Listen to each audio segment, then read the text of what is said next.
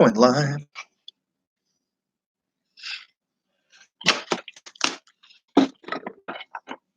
This is the part I hated a lot because we were fucking with the chat for a really long time. I feel like we could use more light. What other light is an option? That one. I'll find a switch.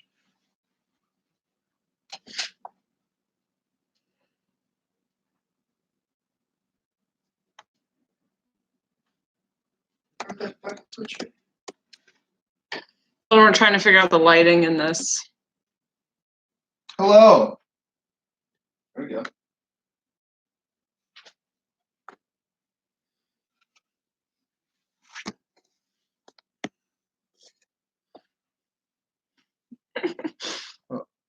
All right. So this is how many people are in here. Usually give it a few minutes for everybody to get here. Can you guys hear us all right? I don't believe in that at all. I think these people who are here first, they deserve content. Hello. Everyone else is late. We can talk about whatever. We are just recording Patreon episodes for you guys about the book that I mentioned on Not Bad called Psychopath Free. We spent more of the episode talking about this other book, but I briefly mentioned Psychopath Free.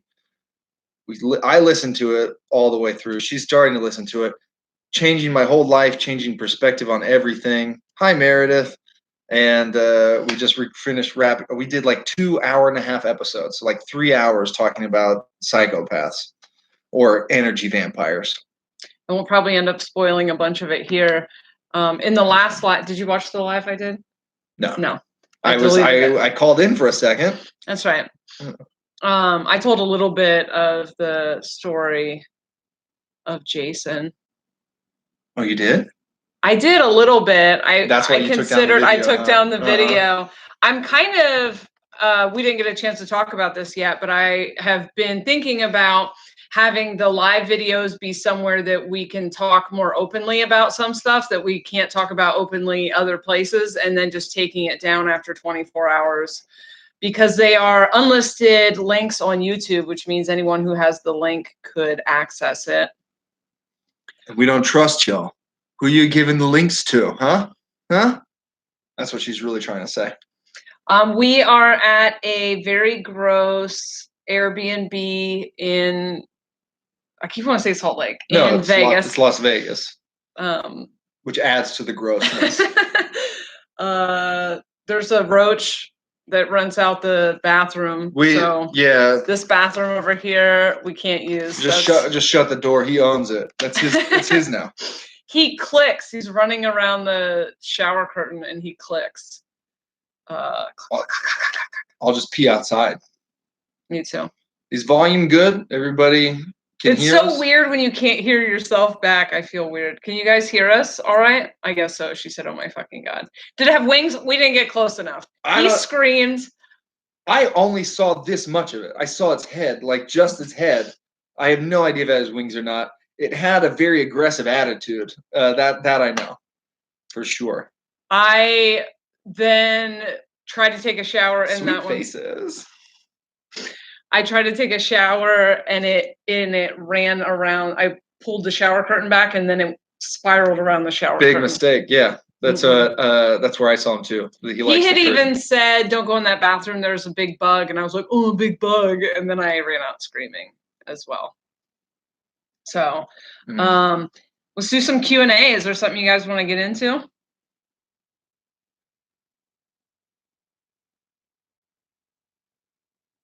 That'd be funny if nobody ever said anything.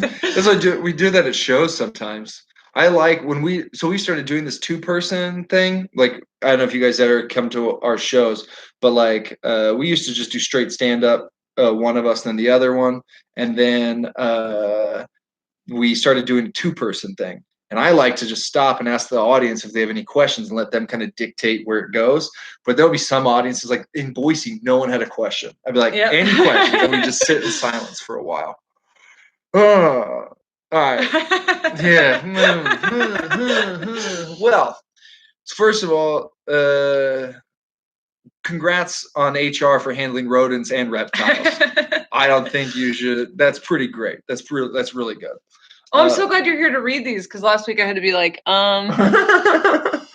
Has Tabitha retaliated at all? No. Me from feeling incredibly anxious about it. She's actually being really nice, which is always just as scary. It's just as scary. Like suddenly she's sending me all these pictures of Ethan and stuff, and like wants to talk parenting stuff with me that we, and I'm like, I've seen this pattern before. I know that you're just being nice because something bad is coming.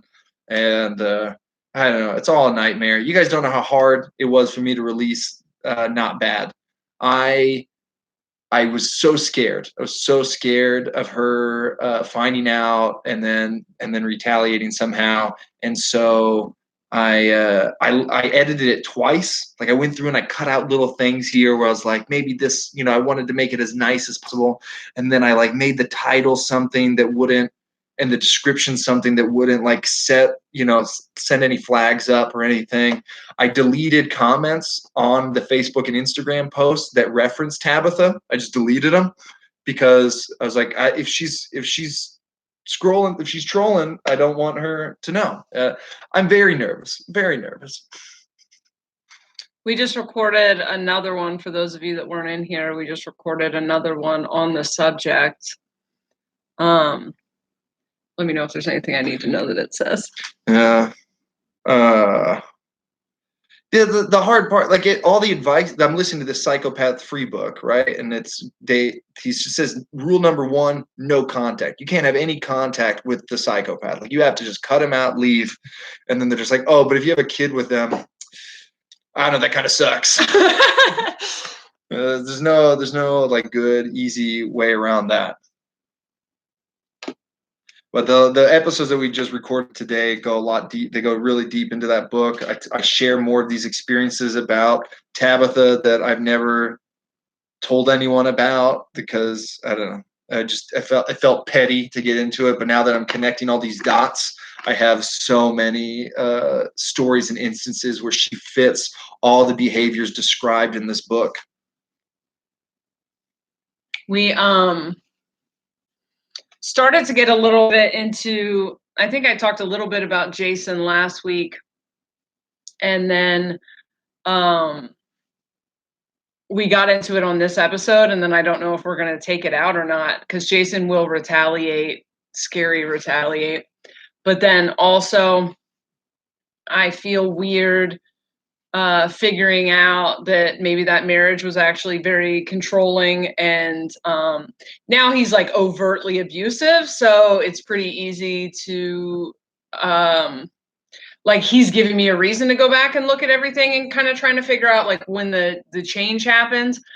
But I tried talking to like my parents about it and stuff, and my mom lived with us for a long time, so she was like, yeah, I know, I tried to bring these things to your attention and you wouldn't let anyone talk about him ever. Like nobody was allowed to talk about him, which reading the Psychopath Free book, it talks about how they program you at the beginning of the relationship. So I was trying to listen to the book to be supportive of Aaron. And then it just ended up making like I was nauseous after the first chapter, because I was like, oh my God, are we all just going to find out that all of our relationships have been garbage? That's what I want to recommend everyone should read this book. Like Melissa, you should, if you think like maybe you should read it, definitely read it.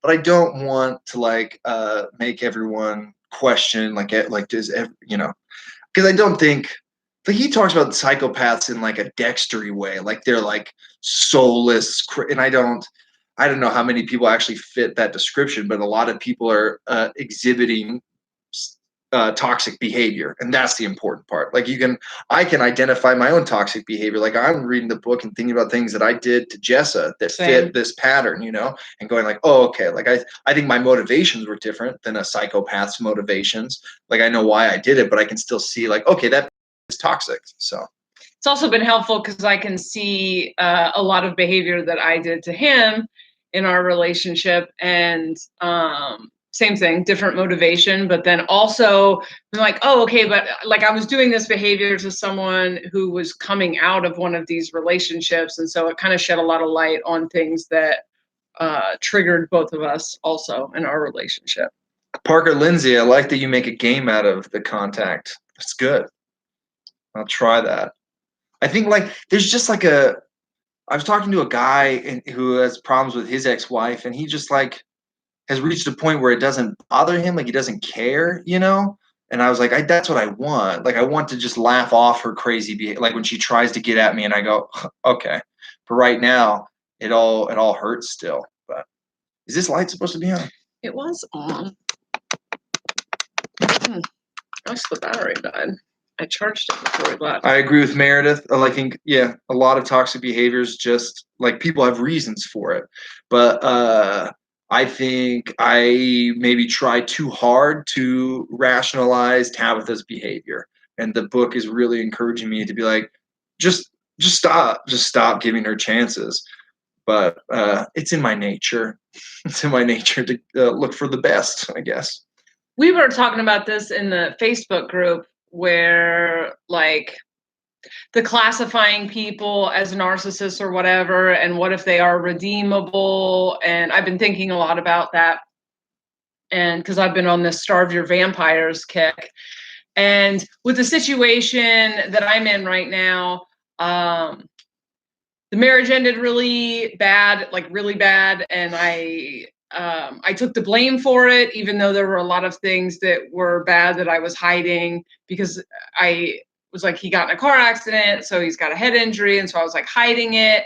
And then there were just several things where he was like, kept his foot in the door and was still controlling me and really kind of had me still being his wife throughout the whole divorce. Like, we're not divorced. Our bills aren't split up. Like, I've been like actively trying to do this recently. So his wife just, I don't know why I wanted to do a Borat, maybe with my mustache.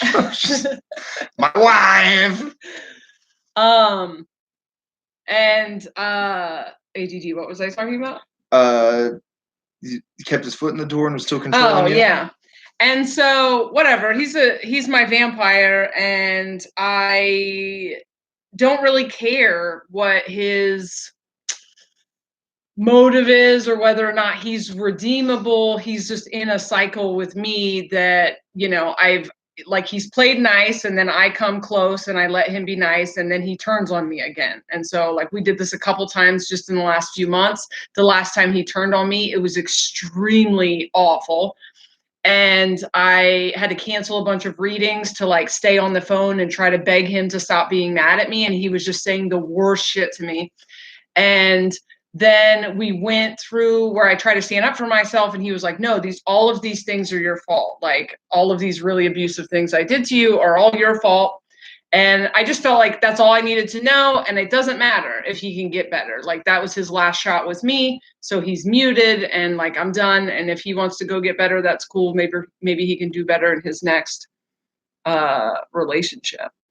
Melissa, the book talks about how a lot of survivors of these relationships do then adopt behaviors of the psychopath afterwards. And they're like, a lot of people reading the book are wondering if they are the psychopath. And a lot of this is because the psychopath programmed you. The psychopath accuses you of all the stuff that they're doing, you know? They make you believe it. He talks about how you have to like completely destroy your perception of self after one of these relationships because it's completely wrong. And so that is pretty common, you know? Thank you guys for paying $5 a month to listen to us talk about things that we should be paying a therapist $500 a month. Trivania asked about, I'm down to like talk about happier stuff now. Okay, good. So let's talk about how we failed to sell our series. Trivania a while back asked about like, why aren't we writing something? I don't know, we're lazy, I guess, but we did try to sell a TV show at one point. We were pitching an animated series of Mormon and the Meth-Head that was going to be like, if we met while I was still Mormon and she was still on meth. It was going to be set in Portland. I was going to be like like Aaron, not me, like Aaron, this character was going to be super Mormon who had just gotten left by his wife. She was going to be like escaping some shitty meth boyfriend and needing a place to live. I had a room in my house I needed to rent out because my wife left, and we were gonna become roommates. And it was gonna be this comedy, how funny it would be, like, and we wrote out. We didn't actually write any scripts, but we wrote out episode descriptions. I had a lot of fun. Like we like plotted out all of season 1 and what was going to happen in season 2, and we went episode by episode. The best episode is when Jessa comes to church. Jessa comes to Mormon church and like is tweaking the fuck out, and but Mormons don't know because the Mormons have no idea what tweaking looks like. But and like I'm so embarrassed because we're talking about like weird, crazy stuff. I was like, we don't talk about anything embarrassing today, and the lesson's all about collab, you know? And I'm like, oh no, my new roommate's gonna think I'm so weird. But then Jess is like, I've been to collab, actually, I can. And then like the tweaker is at the front of Sunday school drawing a map to collab, and everyone's like, I like this one. I hope she gets baptized, you know? And the bishop was gonna call me into his office to talk to me about the divorce, but I thought that he knew, like, I could start confessing my sins that I've seen R-rated movies, and like, yeah, I got really excited about it. We were really excited about it, but yeah, I don't know how it didn't sell. It didn't, though. We had partnered with Starburns, the people who animate Rick and Morty. They signed a pitch agreement with us. They said, like, you know, if this sells, we will animate it. And that name has some weight, you know, like if you're selling an animated series. We set up several pitch meetings with who did we pitch to? Comedy Central, Amazon Prime. Who else did we pitch? There's a third one that we pitched to. TV's a dying medium is probably the reason. So this is what I want to do, Travania, is make it ourselves. And we don't know how to animate, so we'd have to find somebody who would animate. We would just have to find a fan that animates and raise some money for it, or put some money in it ourselves. So we're talking some ideas about doing YouTube stuff and moving some stuff to YouTube and making content there. And if we get a big enough fan base, then we can make the animated series. Mm-hmm. So I have been talking to someone that does animation who would be down for it. So yeah, it was you'd be down to help. Thank you, Meredith. But the Detached was the name of it. Mm-hmm. She had that one like all thought out, planned out before she moved to LA. It's a really good one. And I still think that's got a chance. It's just like, I don't know. This was my first experience pitching anything, and I was too cocky. I just thought someone was going to buy it, and it was going to be, there was like people that were excited, our managers, and everybody was just telling us, this is so good. This is so good. And then when it didn't happen, I was like, oh, this feels shitty. I don't know. I feel like most people move to LA and, you know, they think that they're not going to get their dreams crushed. And so when our dreams were getting crushed, I was like, okay, well, this is arrogant of me to think that I was going to get to bypass this. We have several shows. We together wrote a few shows, and I don't feel like it's not going to happen. It's just that the climate, this business is changing so fast right now, to where 5 years ago it was all about getting industry to notice you. And now even the industry is like, we really need you to be famous online. And so I've been trying to focus more towards building following, so that then they make our shit, because that's a lot of what's happening for people. So if we had some huge YouTube following, they would be making our shit. I hate people in Hollywood so much. I think they suck. There's all these people who've just created careers out of being middlemen, who do nothing, who bring nothing to the table, but they're like and they're always on fucking vacation. Try to schedule a meeting with someone in Hollywood from November 1st to January 15th. They're just like, you know what? Or We're recovering from Christmas is around the Thanksgiving. corner, and you're like, it's not even Thanksgiving hasn't happened yet. What do you? And then they're like recovering from nothing to like. They tell you, oh well, we're too close to Thanksgiving to do anything yet. And then talk to us after Thanksgiving. Then after Thanksgiving, they're like, well, I mean, Christmas is coming up, so I don't know.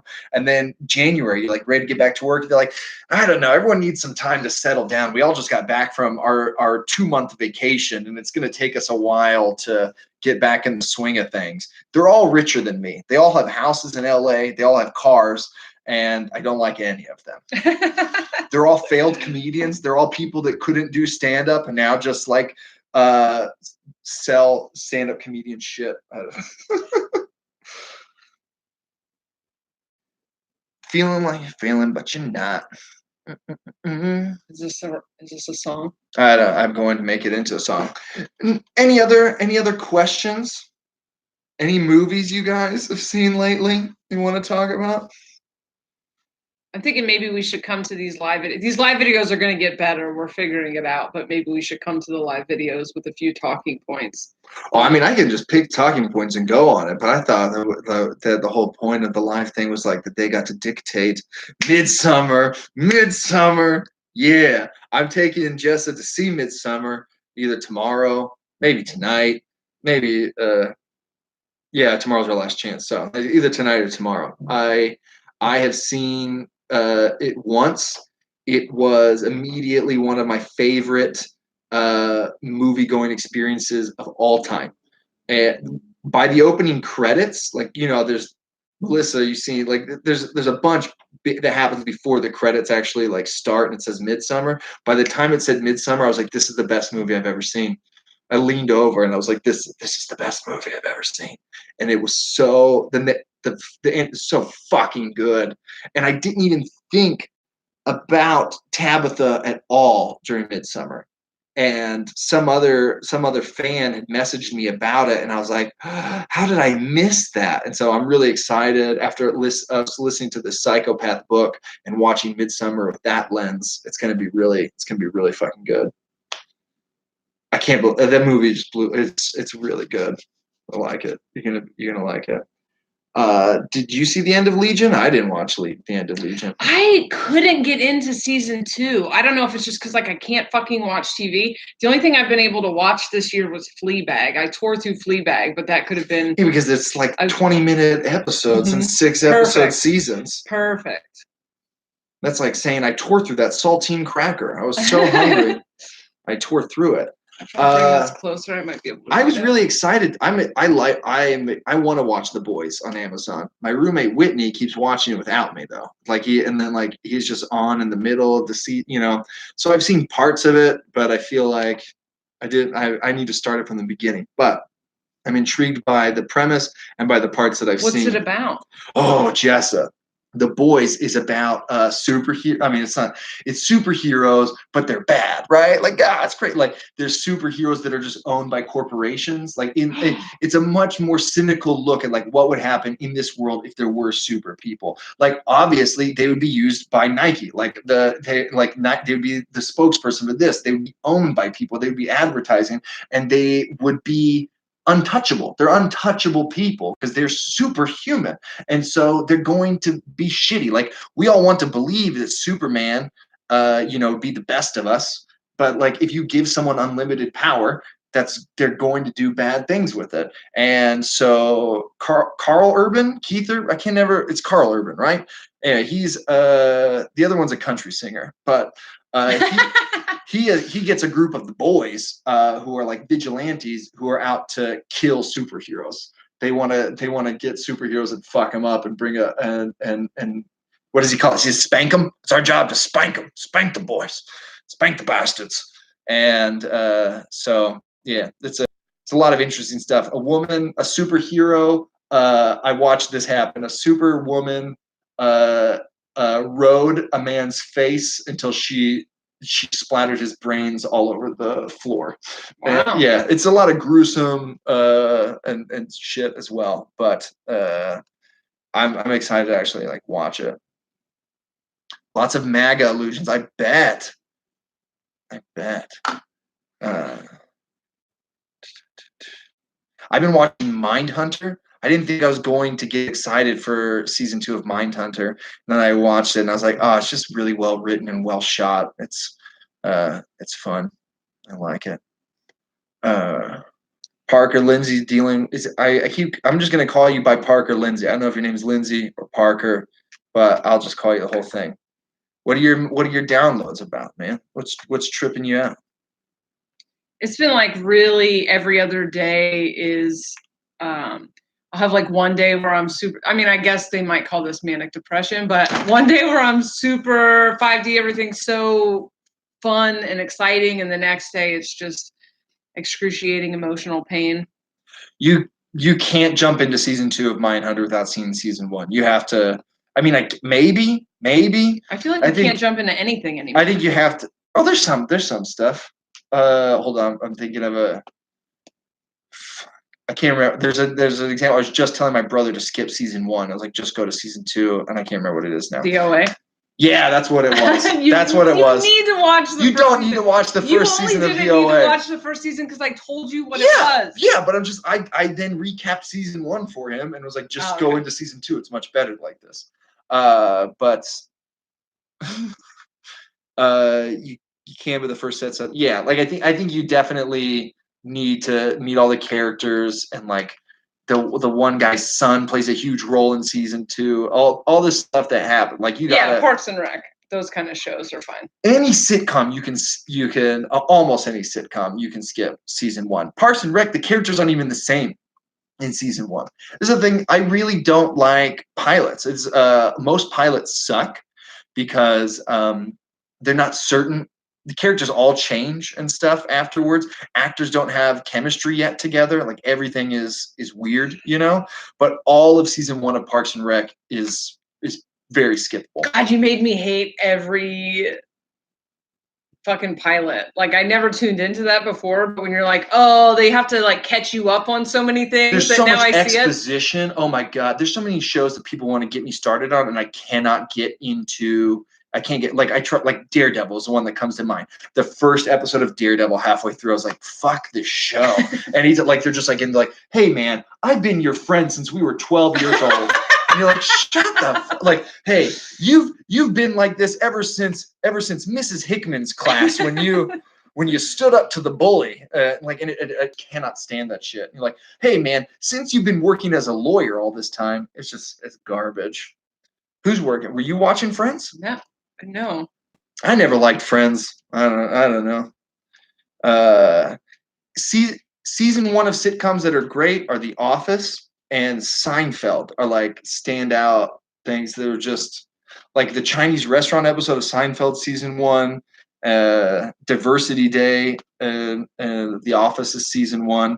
But even like looking at like Kelly Kapoor in Diversity Day, she's a completely different character than who she turns out to be. She completely changes as the show goes on. I like how we're oscillating between sitcoms and yes, Parker Lindsay, I feel the same way. It feels like a psychotic break most some days. We just talked about this on an episode where yeah, sorry, go ahead. I'm excited to talk about how the whole first season of Breaking Bad sucks. But his fucking wife was so insanely unlikable. Skylar? Yeah. Yeah. Hannah Gunn is not a bad actress. She's actually just, I think she's supposed to be unlikable. But yeah. I'm excited to rewatch Breaking Bad. I'm purposely like waiting years. I like want to forget as much as I can about Breaking Bad, and then so that's like a new experience, because that show is incredible. But it took me a long time to get into it. We were like binging it on Netflix, and I was like, I don't like it. I don't get it. It wasn't until like it was season 2, the episode with Tuco's uncle, you know, where he rings the bell. When they're like trapped at that house, like him and Jesse, and then the end of the episode is just the ringing of the bell. That's when I was like, this show, okay, I'm hooked now. But it took a long time to get me there. I have never watched The Sopranos. I still haven't seen it. Never seen a single episode of it. I will definitely watch it someday. But they're like such a a commitment. These huge series. I love watching like standalone series, things that just have one season. Like I'll watch 8 episodes of True Detective over and over and over again. This is nice, short. I like that. With Sopranos, like how many seasons is Sopranos? A lot. 10, 12? You watch The Wire though. It's as many as The Wire, isn't it? Oh, The Wire's only 5. That's 5's not that bad, but yeah. But even like The Wire's like each season's its own thing. Like you can just watch one season of that and be fine. I wonder if The Sopranos is as good as everybody remembers it now that we've had all these other It's a great question. these kind of shows. Meth Damon. I thought that was a joke about me for a minute, and then I'm like, oh, that's probably a Breaking Bad episode. Yeah, I liked Sorry. Oh my God. I didn't get to see it. Sorry to bother you is just inexplicable. You can't explain it. You just have to tell people to go watch it. The trailer presents one thing, but it's batshit and so cool. And Tessa Thompson is so hot. There's such a crush on her, and you get to see her boobs and her butt. And sorry to bother you. And that's the real reason. You know, she's got great outfits and earrings in that. There's one part of the movie where she's like standing on a stage in latex and having people like beat her, and I was just like, oh, okay, all right. But it's a Boots Riley movie, and I like Boots, and yeah, it's a. Do you want Better Call Saul? I love Better Call Saul. I don't watch anything anymore, but for however many seasons. I'm a big fan of Vince Gilligan. I think that he does a great job at writing and a great job at like. It's a good storyteller. Yeah, he's a good storyteller, but he does a lot of quiet. Like Better Call Saul is I like to just get high and watch Better Call Saul because I find it very relaxing. There's just lots of like serene shots of the New Mexican landscape. It's just, this aqua blue sky and or just so like it's a really relaxing. And then I love the story of the brothers. I love how realistic it is. I love it. He says can't go wrong with The Sopranos. It still holds up. When's the last time you guys watched Sopranos? Still good. Ugh. One day I'll rewatch The Wire too, but I want to forget it all. I never did watch it. It's one of the ones I tried to start several times, but I pretty much need an assistant, not an assistant, but somebody to watch shows with me for me to get into them. The only show that I rewatch is True Detective season 1, and I rewatch it a lot. That's the best pilot I've ever seen. The first episode of True Detective is the best pilot. Their chemistry is fucking. Yeah, they're real friends. They love each other. Makes they like sense. vacation together and stuff. And I could watch a full season of a show that's just them talking to each other in the car. Yeah. I didn't need any of the crime or anything else. Just I could watch them talk to each other. How about we make the car a quiet space of personal reflection? So, what's my favorite line? My favorite line is when he says when Marty's like, could you just not say that weird shit? And Rust is like, given as long as it's taken me to reconcile my nature, I can't imagine foregoing it on your account, Marty. I fucking love that. That was my line. favorite part too. Love that line. But the best part is the end. I mean, the full pilot's good. It's really good, but it ends with Matthew McConaughey blowing the cigarette smoke at the detectives and saying, then start asking the right fucking questions. And then the guitar starts playing and he's just like staring at them with such contempt. And I was like, oh, I can't wait. I don't see it, but I get that a lot. Kim? Yeah. Yeah, I've told you that. Really? Yeah. When they were doing the doppelganger thing on Twitter, I was gonna post a Kim Wexler, but I didn't want to be like, I'm like this hot lady. You do look like her. You look like Kim Wexler. I'm glad you remembered her name. I don't remember. I don't know anything about the Breaking Bad movie. I would assume I didn't know it was a movie coming out. They're making a movie about Jesse. I think it's gonna blow. I'm not thrilled that they're doing it, but like I'm happy for Aaron and Paul getting more work. But I would assume I don't know. I'll tell you after we see the Breaking Bad movie. Jessa, did you ever see Last Man on Earth? It was a sitcom? Yeah, it's Will Forte. It's a really weird sitcom, and Will is a weird dude. He made this show so weird. It's very, very funny, and like the painful kind of awkward, like when your hero just is like constantly just making the Did he worst go choices. back and forth between an awkward? There was two women. There was like a shitty woman and then an awkward one in the pilot. Yeah, well, yeah. So he's the last man on Earth. He doesn't know anybody. He meets what's her name? I love her. Let's get that. What's her name? She's the voice of the girl in Bob's Burgers. Yeah, she's also in what's his name's show. Anyway, and he doesn't like her very much, Crashing. but he agrees to marry her. She convinces him to marry her because they're the last people. And then as soon as they get married, he meets January Jones, like Todd ass woman, and then they meet other people and other people. And I think just the first couple episodes, though. I have a really hard time watching. I watched Fleabag was so good. I don't know if I mentioned that. I still haven't seen it. I need to set aside. It was such a good breakup. To Kristen Shaw. Yeah, so that's in Crashing, right? Is she his girlfriend or ex-wife? No. That's are those two people I always confuse for each other? There's a third woman that I would confuse for Crashing more than Kristen Shaw, but I can see how you yeah. But no, she's not from Crashing. Everyone told me to they're like, Aaron, you're gonna love Crashing. You're gonna love Crashing because I had just gotten left by my wife and I'm a stand-up comedian and I was leaving religion.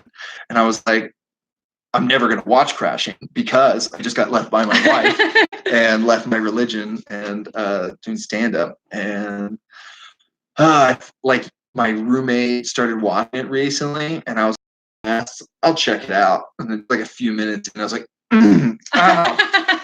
oh, this hurts too much. Also, I used to love Pete and it's hard to but he's kind of unbearable. And not unbearable. He's easily dislikable. And now I don't like him anymore.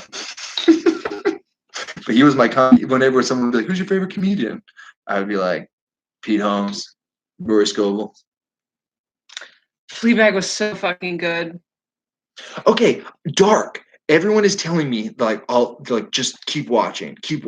I watched 2.5 episodes of it, and just haven't gotten into it. I don't know anybody's name. I don't know who they are. I don't know what the relationships are to it. It's in German, right? It's German, right? It's in a different language. It's in German. So then I tried switching it to dub. I'll watch a dubbed version of it. Maybe that'll be easier to follow. It is not. But I already got to it's the English dub is way worse. So then I went back to subtitles. Oh, but then they went back in the past, and I'm like, I already don't know who everyone is, and now I'm looking at their younger versions of themselves, and I'm like, I don't know. Is that his mom? I don't know who he's talking to. But I've been told by multiple people that I trust to shut the fuck up and watch it because it's going to blow my mind. And I just haven't. Sorry. It's similar to Sense8 because I watched the first season of Sense8, which is I love the premise. I can't tell if I like the actual show. It's kind of like about twin flames, but 8 of them at a time, 8 people sharing each other's consciousness. Spoiler alert. Oh, is that a spoiler?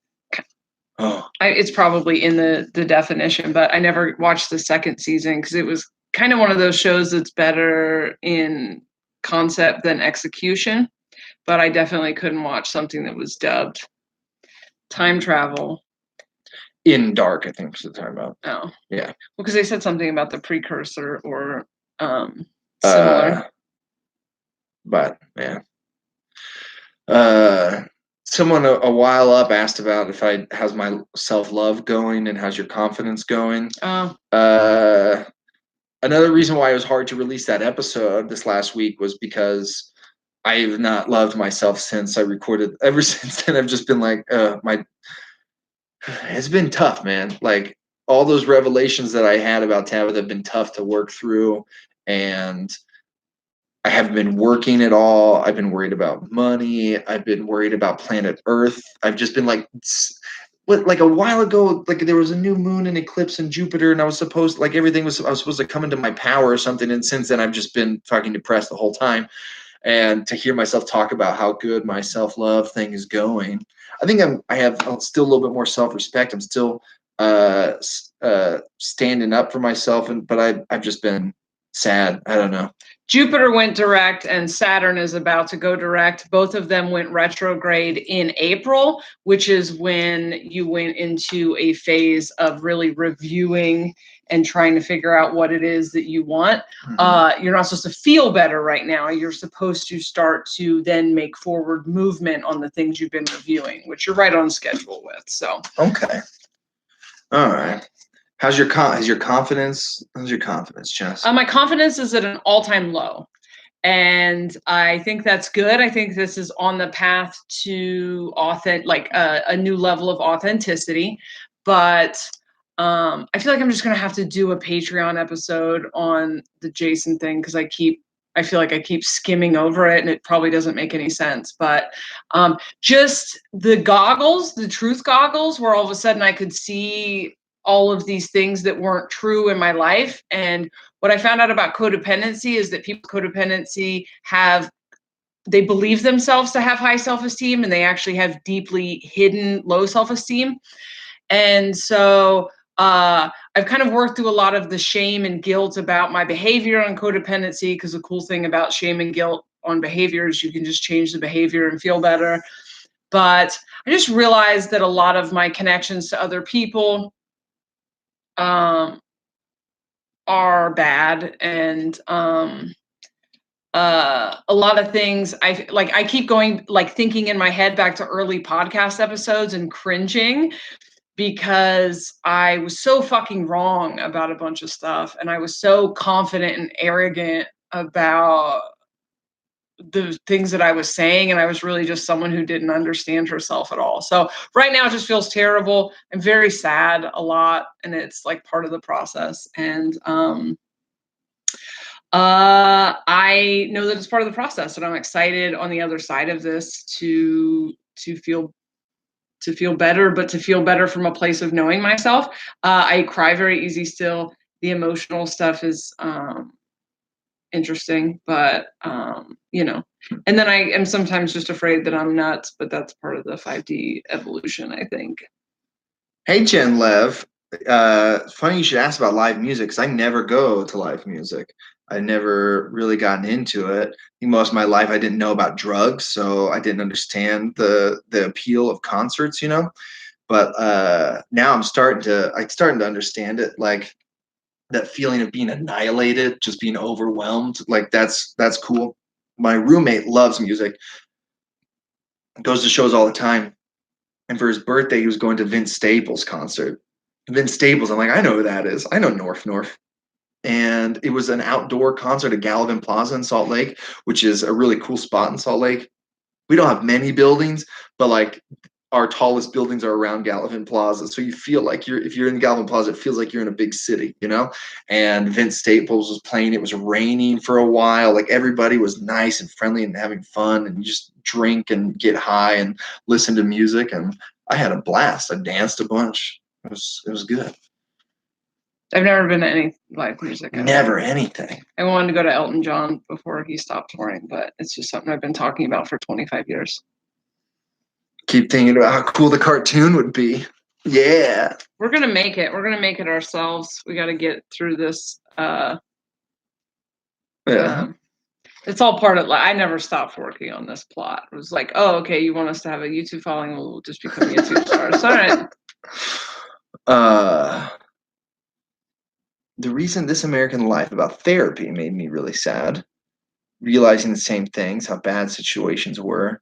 I can't cry easy yet, and I often quit before I start. Dude, that's the worst. I for a long time wanted to cry, and I hate getting close to crying, and I feel like, oh, it's gonna finally have this release, and then it doesn't come because something would override and be like, we're not gonna cry, and then I'd be denied that release. I hate that. I love just letting it all out, man. The other night, I just started. It was the night before Not Bad dropped, and I could not sleep. I had nightmares, and at 4 a.m, I started crying over an article about Sleepless in Seattle. I'm a sucker for any like this series that's like your favorite movie, your favorite line, your favorite this, and like I'll read anything about anyone's favorite movie. If you love it, like and you're passionate about it, I want to know why, especially if I haven't seen it. And I've seen Sleepless in Seattle, but I don't really, not really. So I was reading this thing at 4 a.m. and knowing that the podcast was out, and the line that had stuck with this woman forever is when Tom Hanks finds his son at the Empire State Building and he says, "You're all that I've got." And I read that line and I just dropped my phone and just started sobbing, and I just cried myself to sleep. So it was pretty nice. Otis Redding was the last live concert that you've been to? Dude, didn't Otis Redding die in like 88 or something like that? I remember my dad tells the story all the time about how he remembers where he was when he heard on the radio that Otis Redding died. And he would tell that story every single time that Sitting on the Dock of the Bay came on the oldie station. He'd be like, "I remember the house I was working in when I heard that he died on the radio." So that's the only reason why I have an idea of when he died. Oh, I used to go to live concerts, and I went to Harvey Danger and made an ass out of myself backstage. How, did you sit on a flagpole? I think I told someone that I was bummed that he was gay or something, because I thought he was gay. I don't know if he was gay. He's probably gay, but I just said something about him, but it was to him. Like I didn't realize he was standing right next to me. Dude, my roommate he invited me to King Gizzard and the Lizard Wizard. I couldn't go, but he invited me to it after how much I loved Vince Staples. So he loves King Gizzard and the Lizard Wizard. My roommate Whitney, by the way, who you guys heard on those Game of Thrones recaps, if you listen to those, that's the roommate that I'm talking about. I love him. He's super cool. But yeah, I've heard good things about King Gizzard, Lizard Wizard.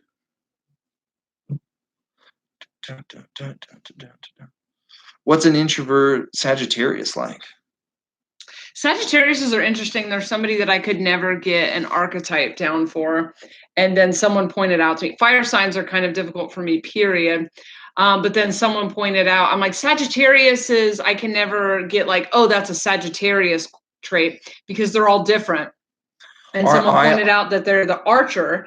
And so they're coming from you can't see where they're coming from. And so that's by design, they're all different. Aren't I close to Sagittarius? You are on the Sagittarius Capricorn cusp. And I was thinking recently how I resonate with Aquarius and Pisces so much. And you are actually 0 degrees Sagittarius and Capricorn, just like I'm 0 degrees Aquarius and Pisces. And so maybe some of that stuff might resonate with you. We just found out that Aaron's birth time was different than we previously thought. So it was I've been telling everyone I was born at 7:11 in the morning. Turns out I was 7 pounds 11 ounces, and I was born at like 8:33. So fucking rocked my world. It changed everything. Changed our birth chart. It's a lot. It's a lot. I don't think there are twin flame markers in astrology. I have looked into a little bit of that stuff, but I think there are sometimes like coincidences, like your siblings will share a birthday or something like that. But no, usually there are stuff in the chart that'll talk about strong attraction and repulsion. I've heard that was in our chart, and then I've heard it other places too, but I don't think there's a science to it like that. Otherwise, we would know for sure. Yeah, there's fireworks. There was an ice cream man outside for 25 minutes. Yeah, definitely not selling ice cream. This is a terrible Airbnb. Shout out to Sarah Kaiser. I'm glad that we all feel terrible and sad together too. The B-52s and the Village People together. Wow, it's gonna be tight. I didn't know they were still touring. I say that all the time about everyone who's touring. That's what people say about us. Like, still. Do any of you live in Bakersfield? Because I feel like we got so many emails from people saying come to Bakersfield, and then not one person has bought a fucking ticket. Yeah, exactly, Paul. Labor Day. I don't know why they're shooting stuff off in Utah. Like the whole month of July is fireworks because it's bookended by the 4th and the 24th. You know, and like we do fireworks on both, and so then throughout all of July, people are shooting off fireworks, and it's it's very annoying. They're not. Yeah. That's very very annoying. They're making fun of the decor. It's so bad here. Go Oh get your my favorite. Go get your thing. Oh yeah. I was gonna I'll show show you this. this. Oh my god. Just says gather here. It's puffy paint. Real classy shit. Gather here. Like that's the. It's not like love here or like heart is where the home is. Like it's just like people congregate in this space. Please come to this space. There's a kitchen. Look at this. Kitchens are made to bring the family together. Where's the fucking kitchen? This is the kitchen. This is not. What is that? I brought this guy from the kitchen. Wait till you see this. Look at it. Look at this guy. He's crouching down here. You hold it up. I wanted to. He's just like. I came out of the bathroom. He's just like ready to start. You want to start some shit? Huh? Huh? Look at him. Look at this ass. Look at him pop. I don't know if you can tell. His booty, his butt is sticking out like you don't want. And he's shitting out berries. Like. But this face, man. Like, come at me, Paisan. I was coming out of the bathroom and it was waiting for me on the floor. I like him. His mouth is open. Say it really again. Funny when you make him go to the camera. Dude, I heard you talking shit about my marinara sauce, bro. Dude, why'd you say that shit to my face, dog? Yeah, that's what I thought, bro. Should we start a YouTube channel? This is my latest camera. I mean, you're on it. We started it already. This is it. But is this the kind of content that you want? I do movie reviews on YouTube. I see so many movies a week. And then I just talk to everyone about them. I should just record myself doing it. I watched a video the other night that I didn't message you about, but it was talking about the manic pixie dream girl trope and how it was unfair to label two characters. One I'm not going to remember because it's from a movie I don't remember, but one was the Eternal Sunshine of the Spotless Mind. How it's not fair to call her manic pixie dream girl because she does have all of this depth, and the only time that she comes off as a manic pixie dream girl is after her mind has already been erased. I thought that was really interesting. The other character you don't remember. Also, it's Kate Winslet. I just don't think Kate Winslet's going to have depth. You know, come on. That's a movie that I will rewatch someday. And ever since the divorce, I was like, that will be so much better to watch again now after I've suffered heartbreak. But I am not prepared. I don't want to cry yet. Like, I'm going to wait. That sounds like it's going to hurt. So I'm going to wait until I'm way over this and then rewatch it. I want to hear Adam Holden's video segment that he wants to pitch. Dude, Movie Pass, Melissa. Like a lot of movie theaters have their own thing. Like Cinemark and AMC has their own Movie Pass thing that's actually pretty good. You should look into that. More alien school stuff. Home teaching. Wait a minute. Are we? In that video, 500 Days. That's what I was gonna guess was 500 Days of Summer. That might be. You know, I like that movie. I saw an article recently that was calling it like it's like the Fight Club of rom-coms now, just because it got like people just didn't get it. People did not get it. Did my mission companion love Fight Club? Love Fight Club. Told me I needed to see it. No, my companion, my trainer, told me I needed to see it. And then when I watched it, I was like, I don't think he understood this movie at all. I don't think he got it. All right. So Adam's idea for the video segment: home video teaching, where Aaron and a companion guest invite themselves into someone's house on the last Sunday of each month to give a lesson on a movie. Adam. Wow. That's not bad. I like that, but I had to like get into their house. Is that part of the segment? Like me trying to make the appointment? Excuse me. That's the most difficult part of home teaching is getting them to say yes. So I think that's what I would want to do. Can I take up some of your Sunday? But everyone would love to hear my takes on movies. No one's going to say no. They're going to love it. Yeah, Adam wants to be my companion, I think. Or you where can do go you to his live, Adam? house. Yeah, we'll just come to your house and do it.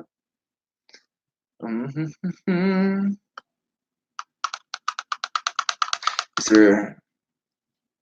I think like I have to do something for them when I leave every single time. You accept the calling. Awesome. Well, won't they say no? Say what? Aren't they supposed to say no? No one ever says yes, but they're not supposed to say no. But just everyone just wants you to leave. You should open with that question. Hey, man, is there anything I can do for you?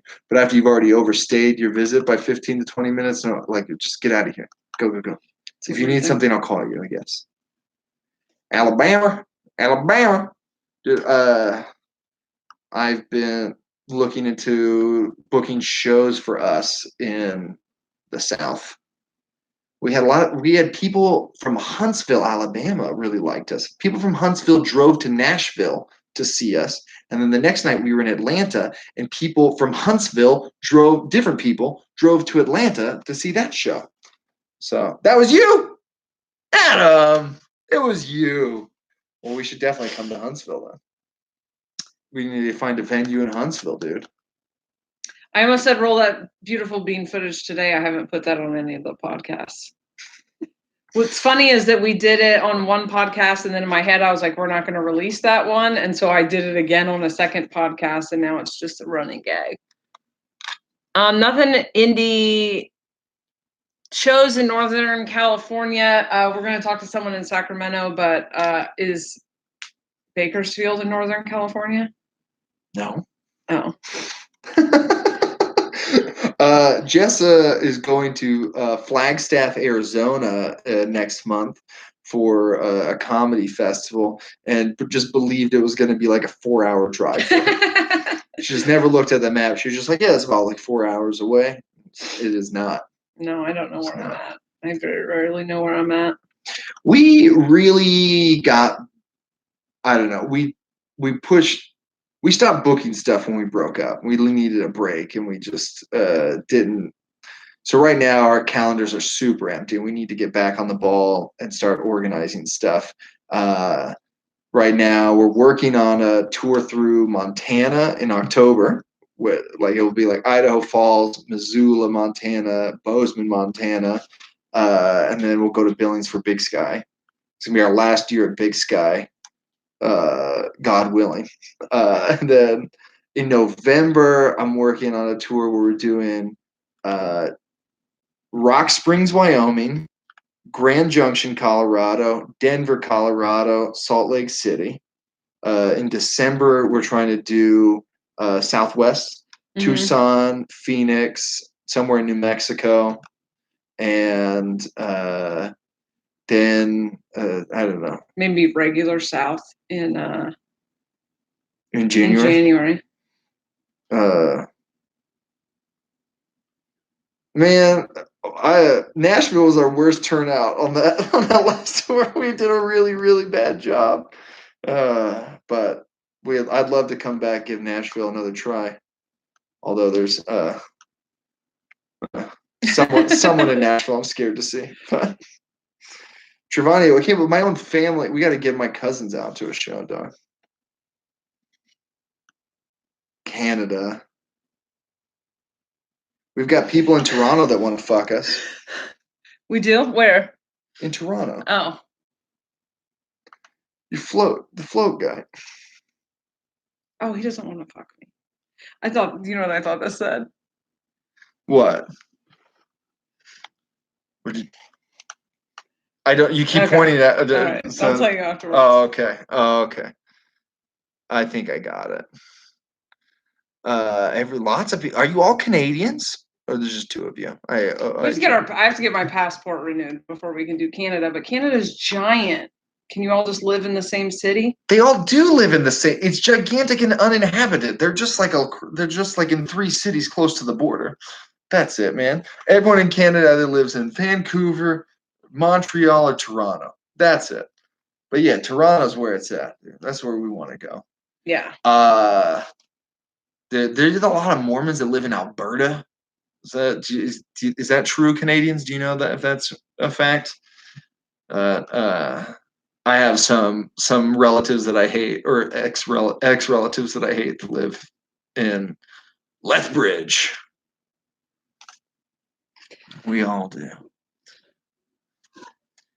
Oh. Clubs in North. We just clubs. Shelly said Hermosa. Where's Hermosa? Is that in California? It's Comedy beach? Magic Club. Yeah, we're not working. Oh, is that wait a minute, is that the magic place? No, it's like Comedy Magic Club in Hermosa. Those kind of clubs just like do showcases. Also, clubs are a pain in the ass to book. So it's like we need like bars and theaters and stuff. Yeah, our ideal thing, what we want to book is like a bar or some place that serves alcohol that also has like a stage, a performing area that will not charge us a fee to perform there because they're excited to just get the alcohol sales. That's best case scenario for us. But like if we have to rent out a place, we usually do it in some place on it. But like the best thing is like some venue that has hosted comedy before, like that knows it has the setup for it and lets us take the door. Meaning like we take all the ticket sales.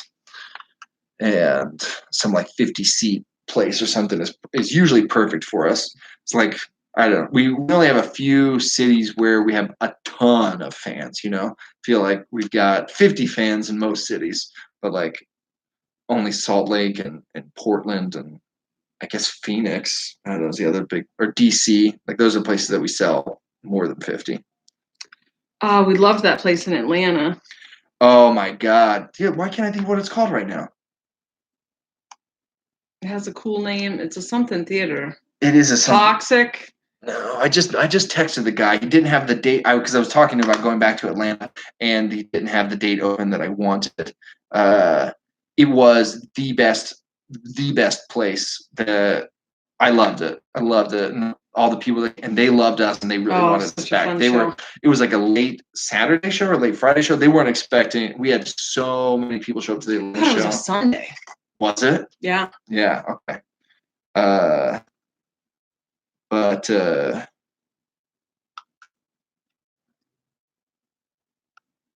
speaking of Atlanta and shows, you guys ever watch Atlanta? Donald Glover show? God, I love him so much. I look up to him so much. I want to create something half as good as any of the things that he's created. It's just, I can't. Oh, boom! I got it.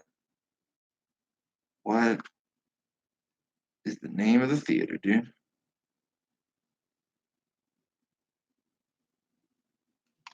Relapse. I said theater. Toxic. That was really close. Was it? Mm-hmm. The Relapse Theater. They had so much cool, weird, freaky art. Is a big place. They had a nice bar. They had regular Ruffles in a snack size potato chip bag. Have you ever seen just like the small snack size bags of regular Ruffles? It's impossible. Any gas station will have all like sour cream and onion, will have cheddar and stuff. But if you want to get regular Ruffles, you got to buy a giant bag. Not at Relapse Theater.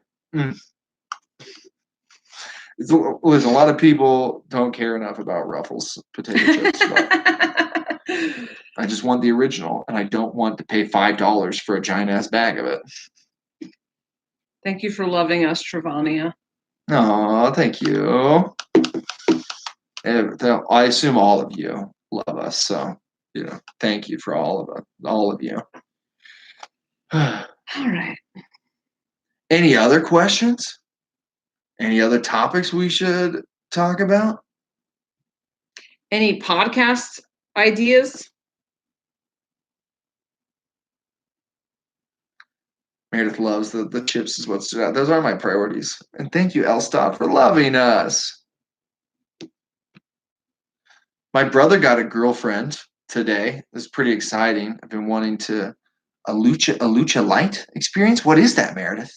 Lucia light? What am I? How do I Is that the LED thing? I want to go do that. I wanted to go to that place in New Mexico. Do you remember that plan before the New Mexico shows got canceled? We were gonna go. I wanted to trip and go through that. Yeah. It's like DMT, but it's just lights. Is it a drug that you take? No, it's I'll tell you about it. I took synthetic mushrooms, and I cannot wait to. We need to record about that because it was fucking awesome. Okay, no drug. Cool. Oh, I also did. I hadn't done like real breath work, but I did some breathing. We should talk about that on that too. Where like I might not have told you. Me and Danny went to that men's group. Oh, you did? Okay, yeah, you did. I did some breathing, and I got high off of breathing, and it was cool. Just a little bit. Also, I had weed in me as well, so that was probably contributing. But like the breath work made me. It was cool. I was out of it. I was like, oh. Yeah, I want to try it. I bet they have it in LA. Lucha Light or Lucia Light. Mm-hmm. Yeah, with Energy is Love, Craig. We have a new another Patreon episode with him coming up where we talk about his men's group. It's like a group for men to sit and talk about their feelings. And he had been inviting me to it, and I took Danny from the Searstone Club. Danny, me and Danny went to his men's group meeting one night, and he starts me and Danny were like, we're not going to do this unless we're a little high. Like, we should smoke some weed to loosen up before we go and sit in this room with strangers and talk about our feelings. And so we got a little high in the car, just a little bit, just like off of a weed pen. That's it. And then we started the meeting off with breathing. You're just sitting, hands on your legs, and you're just doing deep breaths and like pushing your stomach all the way out, and then doing that. And I could feel myself holding the air in and just getting like over oxygenated, and my head starts to go whoa, letting it out. It's really cool. And put you in a nice relaxed state to then talk about your feelings. But these synthetic mushrooms, which a fan sent me, by the way, Trivani, I don't know, maybe I'm not supposed to call you out. She sent me real mushrooms. And this other dude sent me synthetic ones, and Trivania. All right, so real mushroom, like, first of all, gross. I do this a lot. Do you remember when you had like ground up the first time I ever did it with you and Gabe, and I was just like crying over this little pat. I was like, it's so gross. I can't do it.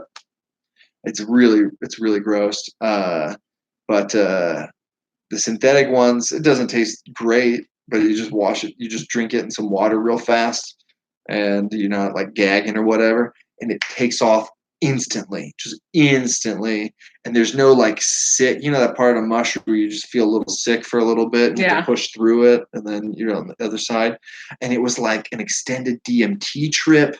I want to try it so more bad. than like how mushrooms were. I just got underneath a weighted blanket for like 3 hours and just saw stuff and felt things, and I can't wait to try it again. I didn't listen to the last podcast on the left because I don't listen to podcasts. I just don't. I don't know. But I still like tweeted at them. It was like, hey, would love to be on. Totally have me on. But I didn't listen to it. But did they get it right? Did they do anything interesting? Did they nail it? You liked having heard the Sunday school stories first. Cool. You don't like it, Sarah? It's a horror podcast, isn't it? I mean, I just assuming it's. Did they talk about scary movies?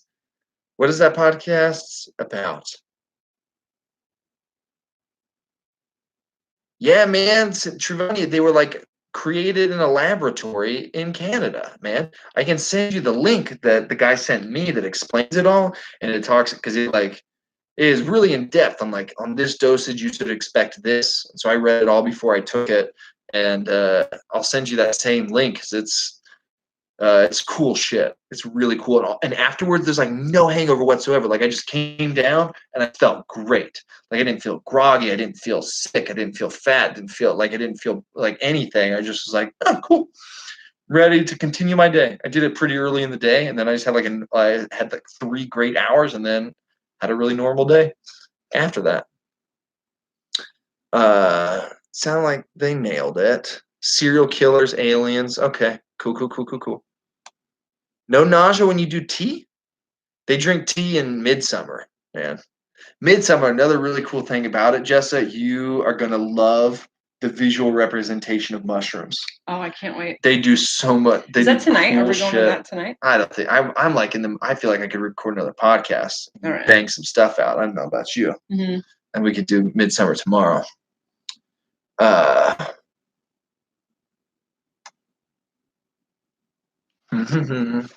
right. Well, I think we're probably going to wrap this up. I had the most success microdosing with mushrooms. With acid, I would just get too fucking high. I couldn't figure out a small enough dose, but probably because I'm using paper, you know? Adam says, would they be more offended by the mushrooms or the tea? It's a good question. Probably the mushrooms, though. Because there's some tea, like, if you drink an herbal tea, that's fine. The distinction was that it's hot. Right? It doesn't make any fucking sense. I thought about doing the word of wisdom for a Sunday school thing, but it's pretty short, so there wasn't a lot there to be funny. But I recently read through it, especially that same day that I did synthetic mushrooms. I was reading because I thought that I was going to record a Sunday school while on mushrooms. Never came close to that. I just enjoyed my trip. I was having fun. So, but I recently reread the Word of Wisdom, and it's crazy what's actually written and what the church practices. Plus, they just recently, I don't know if any of you guys are ex-Mormon, but they recently came out with some new guidelines about caffeine and vaping, and it was so funny. They were just like, hey guys, not every coffee beverage has the word coffee in it. Be careful of things that end in chino and latte and mocha. Like, be careful of these things. And I was like, all those people that are drinking it, no. Like, they're just like, what? This mocha frappuccino is actually coffee? What? Weird. They're like, vaping has nicotine in it? What? They knew. Yeah, I would love Mormon tea. All right, well, let's go record some podcasts. We got to go record some podcasts. Anytime someone asks about Tabitha, it just makes me weird. I'm like, Char's probably Tabitha. That's the first thing I think. I'm like, is it you? Is it fucking you, Char? Char Binks, how could you do this to me? But I don't know. I think probably she gets information about the podcast. But dude, I'm putting lots of shit together to, like, I just realized, like, I was telling Jessa a story today about, like, oh shit, that meant she was watching my Instagram stories back then. So, maybe she's keeping tabs on me in ways that I hadn't expected, but she just historically hasn't passed up the opportunity to chastise you. So that's the only reason that I think maybe she doesn't know. I also I think she doesn't want to admit to me that that she's listening, Yeah. But I know that it's very likely, and I just go, okay. But I like my defense is the Alex Jones defense, where I'm like, Tabitha is a fictional character that I created. It's like based on somebody, but like it's not. Tabitha isn't real. Like, you can't be mad at me for things I say about Tabitha. Also, like you said, I'm so mad that I didn't give fucking aliases to my people. She watched. She told me when she watched my YouTube video. She didn't explain how she found herself on my YouTube channel, but she was like, there's a video jokes that you told about me, and it's jokes that are like It's a literal true story. Like all I do is explain an email that she sent to me, which is word for word what she sent to me, and then I make jokes about it. I happen to think that most of the jokes are like about my reaction. Like I am putting the like onus on myself. I'm like, this is me being crazy. That's what I like to think. I don't think I said anything bad about it, but I still like a pussy. Took down that video, or no, I edited out the half of it that I was like, okay, maybe this is crossing the line. But That was a great bit. it was a really fucking great bit. I should put it back up. But anyway, so I mean, she told me about that, but like, her thing is like, Ethan's gonna hear you saying this stuff about me, and I'm like, I will update my videos. Yeah, well, that's true. I'm like, I'm not gonna have that video up when Ethan is older because I have standards. Like, I'll replace it with new jokes. Like, I don't keep old videos up. But also, I'm like telling strangers. The name of season 2.